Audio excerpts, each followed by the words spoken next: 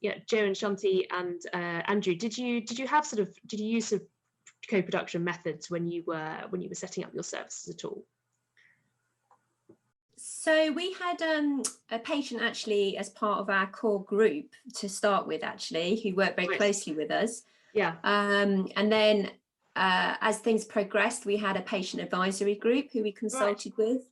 And then some of the patients from that group sat on our project steering group. So there was nice continuity across the groups. And yeah, they were quite vocal in feeding back their ideas.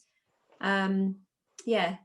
Sometimes it's quite hard to engage the ideas that you need. There was a lot of discussion over whether they liked the idea of video. But yes, but they did help us with the progress of the project as well. So yeah, and viewing documents for us, viewing the results and helping us make sense of some of the findings and things like that.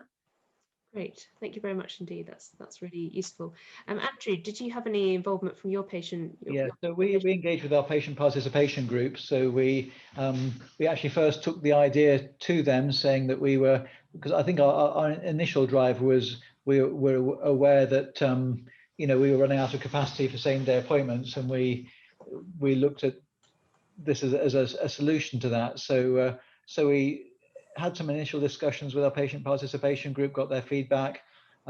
We then, once we'd gone through the procurement process, we then brought the tool back that we'd selected to use and demonstrated to them to again get further feedback and talk about the way that we were planning to implement it, and then ask them for their suggestions, their thoughts about what potential issues could we face. And I think they were particularly concerned about digital exclusion and how we ensure we didn't disadvantage those who were not happy to use this type of technology. So and that really helped our thinking about how we ensured that we catered for that group of people. Thank you, both of you. That's really helpful.